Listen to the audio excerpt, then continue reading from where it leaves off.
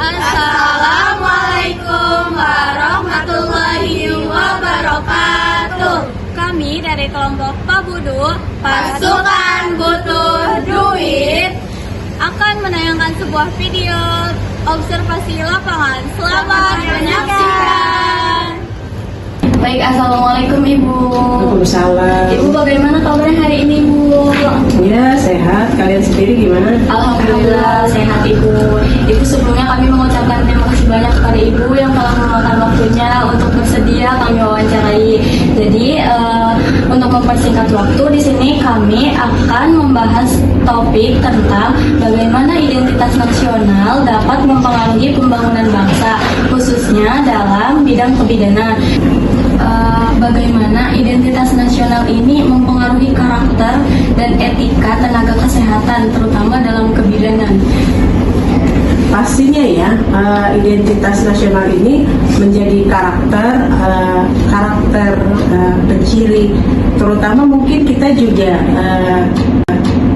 kalau kita melihat visi kita juga ya, menjadi program studi yang unggul, profesional dan berkarakter. Karakter di sini kan sebetulnya karakteristik ya, penciri sikap, perilaku tadi ya.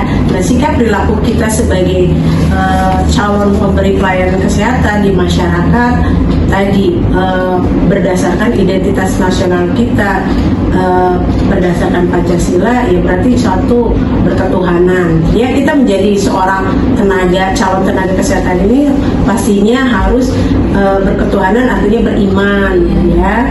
Apalagi sudah jelas ya identitasnya juga yang Muslim ini, walaupun kita bukan pendidikan Islam, tapi sudah menggunakan identitas pakaian kita juga sudah mencerminkan kita sebagai seorang yang beriman gitu ya. Kemudian kita juga dalam memberikan pelayanan ini pastinya selain berketuhanan, kita juga menerapkan prinsip kemanusiaan, gitu kan? Prinsip kemanusiaan tadi bahwa kebidanan ini sasarannya ini adalah memang manusia ya kan, terutama di sini bagaimana kita meningkatkan pembangunan kesehatan pada ibu dan anak, karena ibu dan anak ini merupakan tolak ukur dari keberhasilan suatu pembangunan kesehatan. Apalagi di Indonesia ini angka kematian ibu dan angka kematian bayi itu menjadikan dasar keberhasilan dari pembangunan kesehatan, sehingga kemanusiaan itu tadi, kita sebagai pemberi pelayanan yang sasaran kita adalah kepada manusia, bagaimana kita memanusiakan manusia, bagaimana kita melakukan pelayanan itu yang beretika, berarti bagaimana senyum, salam, sapa dalam komunikasi dengan pasien. Jadi kita dalam menerima pasien, kedatangan pasien, kemudian kita memberikan pelayanan pasien yang dalam keadaan sakit ataupun dalam keadaan yang kesadarannya menurun, harus seperti apa. Nah, di situ kita juga mempunyai informed consent, informed choice. Jadi ada persetujuan di mana hak-hak dia sebagai pasien kita berikan, kemudian apa yang menjadi kewajiban kita juga kita berikan. Itu sudah menjadikan dasar dan itu menjadi etika dalam pelayanan kesehatan yang kita berikan. Selanjutnya, bagaimana pengaruhnya terhadap praktik kebidanan yang semakin terhubung dengan perkembangan teknologi dan informasi? Oke, sekarang ini sebetulnya di era digital, teknologi sudah banyak membantu ya, perkembangan dalam praktik-praktik kebidanan gitu ya, dan juga pelayanan yang kita berikan banyak juga yang terbantu dengan fasilitas-fasilitas modern. Namun teknologi itu sendiri tidak bisa dijalankan dengan baik. Kembali lagi ke humanisnya lagi tadi, bukan berarti pelayanan yang diberikan, misalkan sekarang udah berbasis teknologi atau komputer ya, komputerisasi, seperti kita misalkan di pendaftaran, mungkin dulu kita lebih banyak berinteraksi langsung ya, sehingga si calon pemberi pelayanan misalkan ya dengan pasien ya. senyum salam sapa itu terjadi. Tapi pergeseran di era digitalisasi ini, orang mungkin yang menanyakan kepada pasien dia udah langsung dengan komputer.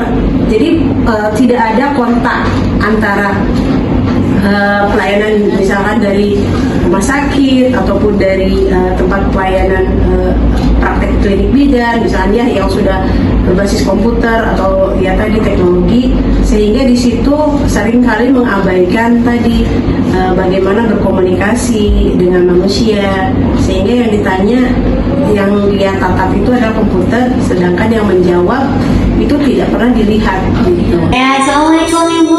Waalaikumsalam. Selamat siang ya Ibu ya. Terima kasih sudah bersedia diwawancara oleh kami. Saya Siti Halimah dan rekan saya Karisma Jaya Samaur. Nah Ibu ya, tentang topik kami itu tentang bagaimana identitas nasional dapat mempengaruhi pembangunan bangsa khususnya dalam bidang kebidanan ya Bu ya. Jadi pertanyaannya boleh saja Bu ya? Oh boleh, langsung saja. Iya Ibu. Jadi menurut Ibu, bagaimana sih esensi identitas nasional dalam konteks pembangunan bangsa khususnya di bidang kesehatan dan kebidanan? Ini ternyata bidan berhubungan selalu dengan esensi tadi ya. Iya, Ibu. Hubungannya ya. Jadi intinya adalah kalau di dalam kebidanan itu, untuk esensi kebidanan itu memang selalu berhubungan. Salah satunya adalah bahwa Bu Bidan itu ada di mana-mana. Ya. Ya, Ya Bu, di mana-mana. di mana-mana bisa. Bisa. Di mana ada gitu ya. Ya salah satunya adalah mulai dari kita tahu sendiri kerjaan kita dari kebidanan, mulai dari menjadi calon ibu itu sudah mulai menjadi hubungan dengan bidan. Calon ibu, kemudian jadi ibu, udah jadi ibu, kemudian hamilnya, Iya. iya, kemudian udah hamilnya, tambah lagi setelah bersalin, balitanya, Benar. iya, balitanya, bidan juga itu yang ngurus tuh, ya. Ya. Tambah lagi udah balitanya, kemudian anak sekolahnya, kemudian dari sekolahnya dia akhirnya apa remaja, Ya. remaja putri, ya. Kemudian apalagi udah remaja, kemudian mulai dari nikahnya, udah nikah, mulai lagi muter lagi ya, sampai lansianya itu adalah juga esensi bagaimana pembangunan itu ada. Jadi artinya bahwa di dalam itu semua tetap harus dipengaruhi dengan ilmu-ilmu yang ada. Oke.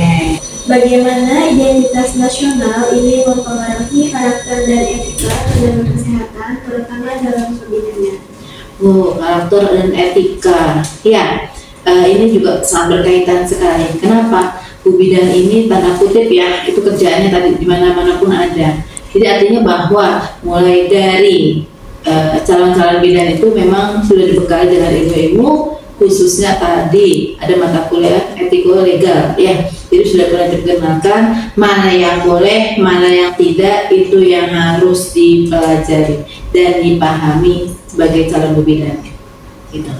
Bagaimana pengaruhnya dalam praktek kebidanan yang semakin terhubung dengan perkembangan teknologi dan informasi?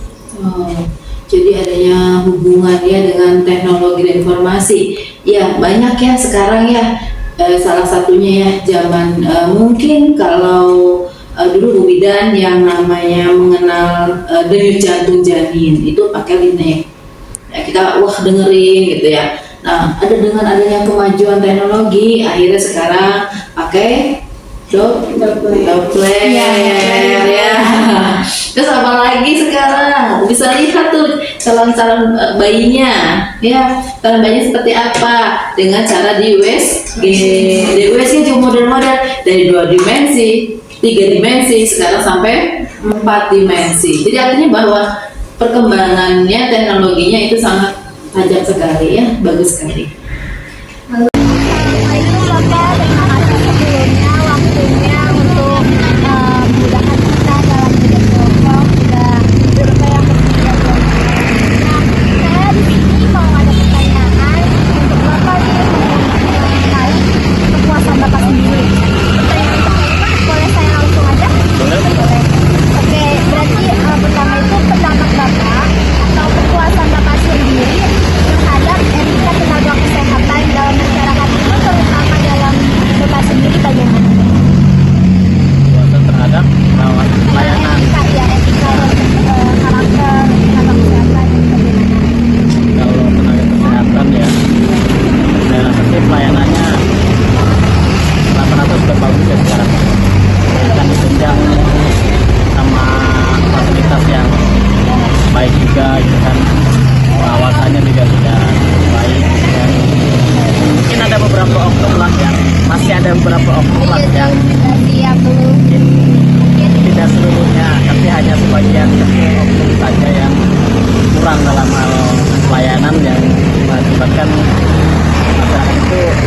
puas.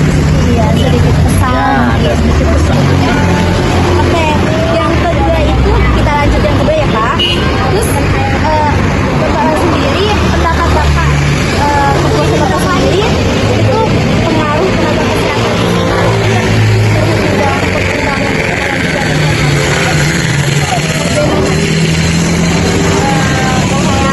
Pendapat Bapak tentang semakin canggihnya alat-alat teknologi Semakin canggih ya semakin baik, semakin bisa membantu pengerjaan napas ya. Karena kan sekarang rata-rata di rumah sakit sudah mempunyai alat-alat yang lengkap ya. Kalau dibandingkan dengan dulu ya, dulu kan harus dirujuk ke rumah sakit mana gitu. Kalau makin kesini sih, saya rasa teknologi itu sudah baik, bagus. dia membantu efisiensi waktu. Iya, membantu, sangat membantu. Yang ini jajan, tuh jajan.